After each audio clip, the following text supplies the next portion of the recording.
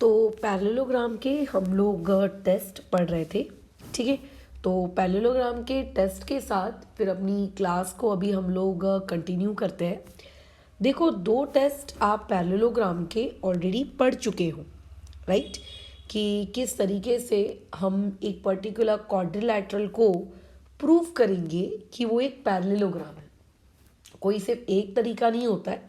Obvious है, आज की क्लास अगर टेस्ट नंबर 3 पढ़ा रही है, मतलब हम ऑलरेडी दो तरीकों के बारे में बातचीत कर चुके हैं जिनसे आप एक पर्टिकुलर फिगर को ये प्रूव कर सकते हो कि देख भाई, तुम एक क्या हो, पैरेललोग्राम हो, ठीक है। तो देखते हैं आज का जो टेस्ट नंबर 3 है, ये टेस्ट नंबर 3 हम लोगों को क्या सिखाता है। बोल रहा है ये टेस्ट नंबर 3 कि if the diagonals of a quadrilateral bisect each other than it is a parallelogram. मतलब हम लोगों को वो ये कहना चाह रहा है कि अगर आपके पास एक क्वाड्रिलैटरल है, ठीक है, वो पैरेललोग्राम नहीं है, वो क्या है, एक क्वाड्रिलैटरल है, राइट। वो क्या है, एक क्वाड्रिलैटरल है, ठीक है। वो क्या है, एक क्वाड्रिलैटरल है, वो एक पैरेललोग्राम नहीं है, ध्यान रखना, ठीक है। हमको प्रूव करना है कि अगर एक रैंडम पैरेललोग्राम एक रैंडम क्वाड्रिलैटरल अगर आपके पास होता और अगर उस क्वाड्रिलैटरल की डायगोनल बाइसेक्ट कर रही होती, इसका मतलब इस क्वाड्रिलैटरल में मुझे डायगोनल्स बनानी पड़ेगी। तो लेट्स से ये हमने बनाई पहली डायगोनल और लेट्स से ये आप लोगों ने बनाई दूसरी डायगोनल, ठीक है। अब ये दोनों डायगोनल बाइसेक्ट कर रही है, ऐसा क्वेश्चन वाला कह रहा है। इसका मतलब ये कि लेट्स से अगर इनका इंटरसेक्शन पॉइंट अगर आप ओ मार्क कर दो, तो क्वेश्चन वाला ये कहना चाह रहा है कि जो पहली डायगोनल है लेट्स से पी आर, उसके दो इक्वल टुकड़े हो रहे हैं, क्योंकि क्वेश्चन वाला कह रहा है ना कि डायगोनल बाइसेक्ट हो रही है, और जो दूसरी डायगोनल है क्यू एस, उसके भी क्या हो रहे हैं, इक्वल टुकड़े हो रहे हैं, कुछ इस तरीके से, ठीक है, बराबर। चलो आगे बढ़ते हैं, फिर गिवन की तरफ मूव करते हैं। गिवन में आगे बढ़ा, क्वेश्चन क्या है हमारे पास, क्वेश्चन हमारे पास ये है कि हमारे पास एक क्वाड्रिलैटरल है जिसका नाम है पी क्यू आर एस। उस क्वाड्रिलैटरल में, ठीक है, P R and Q S, ठीक है, आर डायगोनल्स, ये दोनों की दोनों उस पर्टिकुलर क्वाड्रिलैटरल की क्या है, डायगोनल्स है, जो आपस में इंटरसेक्ट कर रही है, ठीक है, एक दूसरे को काट रही है, इंटरसेक्टिंग ईच अदर, ठीक है, एट ओ। लेकिन ये जो वर्ड है ना, इंटरसेक्टिंग ईच अदर, इसका मतलब ये होता है कि जस्ट एक दूसरे को काट रही है, सिर्फ काट रही है। लेकिन अगर ये जो वर्ड है इंटरसेक्टिंग ईच अदर को अगर मैं हटा दूं और इसकी जगह एक वर्ड यूज़ करूं, बाइसेक्ट ईच अदर, तो बाइसेक्ट ईच अदर का मतलब ये होता है कि वो एक दूसरे को काट भी रही है बट इक्वल पार्ट्स में काट रही है। अगर आप इंटरसेक्टिंग वर्ड का इस्तेमाल करेंगे तो इंटरसेक्टिंग वर्ड का मतलब होगा कि जस्ट एक दूसरे को कट करके चली गई, और अगर आप बाइसेक्ट वर्ड का इस्तेमाल करेंगे तो बाइसेक्ट वर्ड का मीनिंग ये होगा कि उन्होंने एक दूसरे को काटा लेकिन इक्वल पार्ट्स में काटा, ठीक है। तो इस हिसाब से जो पीओ है वो आप लोगों का इक्वल हो जाएगा आपके सेग ओ आर के, ठीक है। अच्छा, उसके अलावा आप लोगों का ये जो सेग ओ क्यू है ये इक्वल हो जाएगा किसके, सेग ओ एस के, क्योंकि बाइसेक्ट का तो मतलब यही होता है ना। डन, हो गई बात। तो अगर ऐसा हो रहा है तो, ठीक है, अगर ऐसा हो रहा है तो नाउ आपको अब ये चीज़ प्रूव करनी है, नाउ ये चीज़ आपको अब टू प्रूव करनी है कि अगर डायगोनल बाइसेक्ट करती है तो डायगोनल के बाइसेक्ट करने के बाद आप लोगों का जो क्वाड्रिलैटरल है वो क्वाड्रिलैटरल भाई एक पैरेललोग्राम है। मतलब अगर आप किसी चीज़ को प्रूव करना चाहते हो कि देखो देखो वो एक पैरेललोग्राम है, तो ये उसको प्रूव करने का अगेन वन ऑफ द तरीका कि आप बता दो किसी तरीके से कि देखो उसकी दोनों जो डायगोनल्स हैं वो एक दूसरे को बाइसेक्ट कर रही हैं, तो आपका ये प्रूफ हो जाएगा, ठीक है। इसके लिए हमें किसी भी प्रकार के कोई भी कंस्ट्रक्शन की रिक्वायरमेंट नहीं है इस वाले सवाल में। ये सवाल बहुत ही इजी है। कैसे मैडम, कैसे इजी है, देखो आप सबसे पहले दो ट्रायंगल्स यहाँ पे कंसिडर करो, कोई भी दो ट्रायंगल्स, ठीक है। अच्छा चलो ठीक है, हम दो ट्रायंगल्स कंसिडर कर लेते हैं आपकी इच्छा के लिए, ठीक है ना। आप कोई भी दो ट्रायंगल्स कंसिडर कर लीजिए।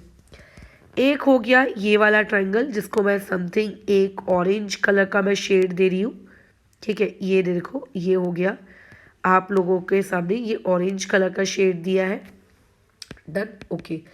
उसके बाद एक हो गया ये वाला ट्रायंगल जिसमें मैंने ये कुछ ब्लू कलर का शेड दिया है, ठीक है। अच्छा, क्या इन दोनों ट्रायंगल्स को कंसिडर करके मुझे क्वेश्चन को आगे सॉल्व करना चाहिए? देखो, क्योंकि मैंने क्या कहा कि आप दो ट्रायंगल कंसिडर करो, तो एक स्टूडेंट के दिमाग में बिल्कुल आ सकता है कि अच्छा चलो ठीक है, इन दोनों को मैं कंसिडर कर लेता हूँ और इन दोनों को कंसिडर करके मैं क्वेश्चन को आगे सॉल्व करता हूँ। बट क्या ये दोनों के दोनों ट्रायंगल को कंसिडर करना सही होगा? नहीं, ये बिल्कुल सही नहीं होगा। क्यों सही नहीं होगा? क्योंकि उन दोनों ट्रायंगल को कंसिडर करने के बाद आपको उसको कॉन्ग्रुएंट भी प्रूव करना है। तो कॉन्ग्रुएंट प्रूव करने के लिए कोई डेटा भी तो होना चाहिए ना, जो कि उन दोनों ट्रायंगल को कंसिडर करने से हमको नहीं मिल रहा है, ठीक है। तो हम क्या करेंगे, हम ये ऊपर वाला एक ट्रायंगल लिया हम लोगों ने, और हम लोगों ने एक ही नीचे वाला ट्रायंगल लिया, ठीक है, ये इस तरीके से, डन। अच्छा, क्या अब ये दोनों ट्रायंगल हम लोगों के लिए परफेक्ट है क्वेश्चन को सॉल्व करने के लिए? बिल्कुल, ये दोनों ट्रायंगल एकदम परफेक्ट है। कैसे करेंगे इसमें? आपको बस इनको कॉन्ग्रुएंट प्रूव करना है। तो तुम बोलोगे कि इन दोनों ट्रायंगल को तो कॉन्ग्रुएंट प्रूव करना मैडम दुनिया का सबसे आसान काम है। मैं बोलूँगी कैसे? तुम बोलोगे देखो, इसके पास भी डबल टिक, इसके पास भी डबल टिक, इसके पास ट्रिपल टिक, इसके पास भी ट्रिपल टिक, यहाँ पे ये वाला एंगल और ये वाला एंगल भी आपस में इक्वल हो जाएंगे, क्योंकि ये कैसे एंगल है? ये वर्टिकली अपोजिट एंगल्स हैं, ठीक है। मतलब ये दोनों ट्रायंगल को कॉन्ग्रुएंट प्रूव करना बहुत ही आसान है। तो चलो कर लेते हैं in triangle P O Q and triangle R O S. तो आ जाएगा in triangle P O Q and triangle R O S, बराबर। चलो, इन दोनों ट्रायंगल में आपको क्या क्या कॉन्ग्रुएंट दिख रहा है थोड़ा बताओ। क्या दिख रहा है कॉन्ग्रुएंट? पी ओ ऊपर वाले की और नीचे वाले का आर ओ, ये दोनों आपस में आपको क्या दिख रहे हैं? कॉन्ग्रुएंट। तो यहाँ आ जाएगा कि आपका जो सेक पी ओ है ये कॉन्ग्रुएंट है सेक आर ओ के, और इसका रीज़न हम लोग दे देंगे गिवन, बराबर। सिमिलरली ऊपर वाले ट्रायंगल का ओ क्यू और नीचे वाले ट्रायंगल का ओ एस, ये भी देखो आपको कॉन्ग्रुएंट है। तो sec O Q congruent to sec O S, ठीक है। और इसका हम लोग रीज़न दे देंगे, बताओ क्या? गिवन। अच्छा, इसके अलावा क्या आपको उन दोनों ट्रायंगल में कुछ और कॉन्ग्रुएंट दिख रहा है क्या? तो बिल्कुल, ये वाला एंगल और ये नीचे वाला एंगल ये वर्टिकली अपोजिट एंगल हो गए, है ना। ये तो भी इक्वल होंगे ही होंगे। तो angle P O Q congruent हो जाएगा एंगल आर ओ एस के, और इसका रीज़न हम लोग देंगे वर्टिकली अपोजिट एंगल्स, ठीक है। इसका रीज़न हम लोग क्या देंगे? Vertically opposite angles. तो इससे ये प्रूफ होता है कि आपका जो ट्रायंगल पी ओ क्यू है वो कॉन्ग्रुएंट है ट्रायंगल आर ओ एस के, और इसका रीज़न है एस ए एस टेस्ट, बराबर। इसका रीज़न क्या है? S A S test. ये एस ए एस टेस्ट से ये दोनों ट्रायंगल्स क्या हो गए? आप लोगों के कॉन्ग्रुएंट हो गए। बट मैडम, ये दोनों ट्रायंगल्स कॉन्ग्रुएंट प्रूफ करके मुझको क्या मिला? आप कुछ और तरीका बताइए ना, जिस तरीके से हम लोग इसको क्लियर कर सके, मतलब इस क्वेश्चन को बना सके आगे। क्योंकि आपको तो ट्रायंगल कॉन्ग्रुएंट थोड़ी ना प्रूफ करना है, आपको तो चीज़ को पैरेललोग्राम बताना है। मैंने बोला हाँ यार, ये बात तो सही है। फिर हमने क्या किया, देखो, हमने इस वाले एंगल को अपना एंगल नंबर 1 लिया। ज़रूरी नहीं है कि मैं इसको अपना एंगल नंबर 1 ले रही हूँ, तुम चाहो तो इसको भी ले सकते थे। फिर आपने उसी वाले को क्यों लिया? मेरी मर्जी। मैंने ट्रिपल के सामने वाले को अपना एंगल 1 लिया, ठीक है। सीपीसीटी लगा रहे हैं ना, सीपीसीटी लगा रहे हैं ना हम लोग, बराबर। सीपीसीटी कैसे लगती है? ट्रिपल के सामने वाले को एंगल 1, और जो नीचे का ट्रायंगल है उसमें ट्रिपल के सामने वाले को क्या ले लिया? एंगल 2। तो जैसा कि हम जानते हैं कि क्योंकि ये दोनों ट्रायंगल आपके कॉन्ग्रुएंट हो गए हैं तो एंगल 1 और एंगल 2 भी कॉन्ग्रुएंट होगा और इसका रीज़न होगा सीपीसीटी। बराबर, इसका रीज़न क्या होगा? सीपीसीटी। बराबर। अब तुम अगर ध्यान से देखो इस फिगर को तो तुम्हें नहीं लगता कि ये हो गया P से लेकर Q, ये वाला पॉइंट हो गया R से लेकर S, और इन दोनों के बीच में अगर ये PR एक ट्रांसवर्सल है तो ये हो गया एंगल 1 और ये हो गया एंगल 2। तो देखकर ही ऐसा पता चल रहा है कि अरे हाँ यार, ये दोनों एंगल तो दिखने से अल्टरनेट एंगल के जैसे दिख रहे हैं। यानी कि हम ऐसा लिख सकते हैं कि हियर एंगल 1 एंड एंगल 2, ठीक है, आर इक्वल, ये दोनों इक्वल है, but they are pair of alternate angle. ठीक है, वो देखने से हमें क्या लग रहे हैं? अल्टरनेट एंगल के जैसे लग रहे हैं। तो देखने से आपको वो अल्टरनेट एंगल्स के जैसे दिख भी रहे हैं और वो इक्वल भी आ गए, तो आप ऐसा लिख नहीं सकते कि जिन लाइन से उस एंगल को बनाया है, कौन सी वाली लाइन ने उस एंगल को बनाया है? पी क्यू और आर एस, पी क्यू और आर एस ने बनाया है ना। तो आप ये नहीं लिख सकते कि आपका जो पी क्यू है वो आर एस के क्या हो चुका है? पैरेलल हो चुका है। इससे आपको ये पता चल गया कि आपकी जो क्वाड्रिलैटरल था, उस क्वाड्रिलैटरल का जो ऊपर वाला पी क्यू है और जो नीचे वाला आर एस है वो एक दूसरे के क्या हो गए? पैरेलल हो गए। क्या सिर्फ एक साइड पैरेलल आ जाने से काम बन जाता है क्या? नहीं बनता। क्यों? क्योंकि ट्रेपेजियम पे भी तो एक पेयर पैरेलल होता है ना। तो अगर आपको किसी फिगर को पैरेललोग्राम प्रूव करना है तो आपको उसके दोनों पेयर, ठीक है, ऊपर नीचे आजू बाजू दोनों पेयर आपको उसके क्या करने पड़ेंगे? पैरेलल प्रूव करने पड़ेंगे। यानी कि जिस तरीके से अभी आपने ये दो ट्रायंगल लेकर क्वेश्चन सॉल्व किया था, अभी आपको इस क्वेश्चन को वापस से सॉल्व करना पड़ेगा, लेकिन इस बार आप ये वाला ट्रायंगल लेंगे, ये जो मैं ग्रीन कलर से शेड कर रही हूँ, एक ये वाला ट्रायंगल लेंगे, ठीक है, और दूसरा आप लेंगे कौन सा वाला ट्रायंगल? ये येलो कलर का ट्रायंगल, ये येलो कलर का ट्रायंगल। और जिस तरीके से आपने पहले वाले ट्रायंगल को कॉन्ग्रुएंट प्रूफ किया, सिमिलरली आपको ये दोनों ट्रायंगल को भी कॉन्ग्रुएंट प्रूफ करना है।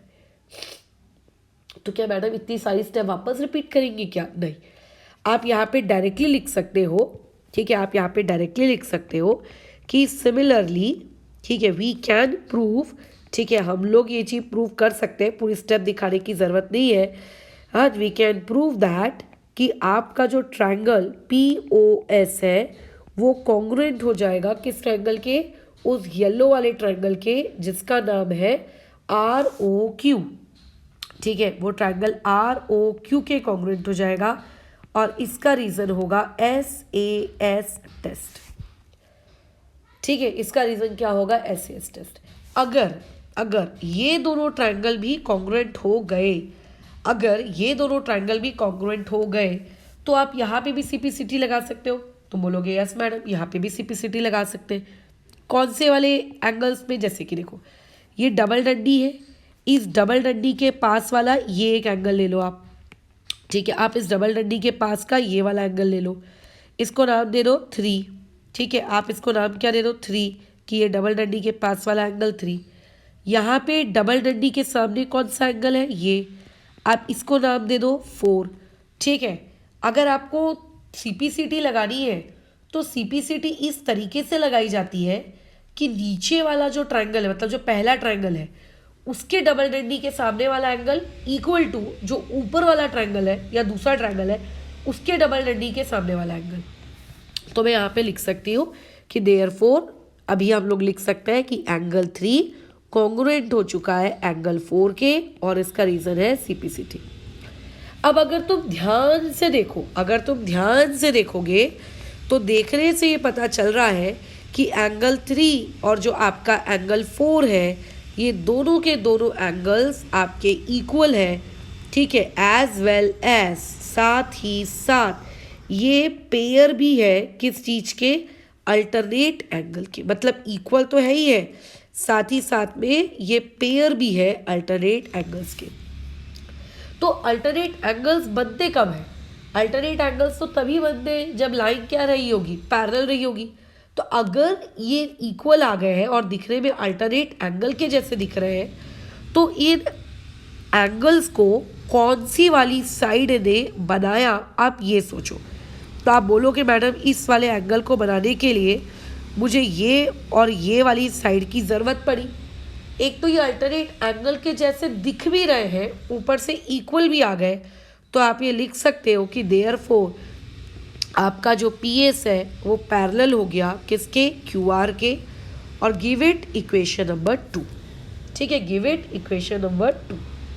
अब अगर मैं तुमसे बोलूँ कि तुम दोनों इक्वेशन नंबर 1 और इक्वेशन नंबर 2 को ध्यान से ऑब्जर्व करो, तो तुम मुझे क्या जवाब दोगे कि मैडम इक्वेशन नंबर 1 के अकॉर्डिंग तो जो क्वाड्रिलैटरल के ऊपर नीचे वाली साइड्स थी वो पैरेलल आ गई, और इक्वेशन नंबर 2 के अकॉर्डिंग जो उस क्वाड्रिलैटरल के नीचे की मतलब लेफ्ट राइट वाली साइड्स थी वो पैरेलल आ गई, है ना। तो यहाँ पे हम लिख सकते हैं कि फ्रॉम इक्वेशन नंबर 1 एंड 2 जो आपके बोथ पेयर्स हैं, किसके बोथ पेयर्स हैं, अपोजिट साइड्स के जो बोथ पेयर्स हैं, वो दोनों के दोनों पेयर्स आपके क्या आ चुके हैं, पैरेलल आ चुके हैं। और अगर बोथ पेयर्स आपके पैरेलल आ जाए तो आप ये कह सकते हो कि क्वाड्रिलैटरल ABCD आपका क्या है, पैरेललोग्राम है। ठीक है, इसका क्योंकि हमने तो इसका प्रूफ भी देखा है, इसका तो हमने टेस्ट भी देखा है कि अगर किसी तरीके से ये प्रूफ हो जाए कि सारे पेयर्स पैरेलल है तो यस वो चीज़ें क्या हो जाती है, पैरेललोग्राम कहलाने लगती है। ठीक है, साथ ही साथ में आज हमने एक तीसरा टेस्ट भी देख लिया कि अगर आपको पहले से दिया है कि डायगोनल बाइसेक्ट कर रही है तो नो डाउट वो फिगर जिसमें डायगोनल बाइसेक्ट कर रही होगी वो फिगर एक पैरेललोग्राम का ही होगा। ठीक है, तो इसी के साथ अभी हम लोगों का टेस्ट नंबर 3 समाप्त होता है। नेक्स्ट वाली क्लास में हम लोग टेस्ट नंबर 4 के साथ कंटिन्यू करेंगे। ठीक है, फिलहाल इस डिस्कशन को अभी यहाँ रोकते हैं।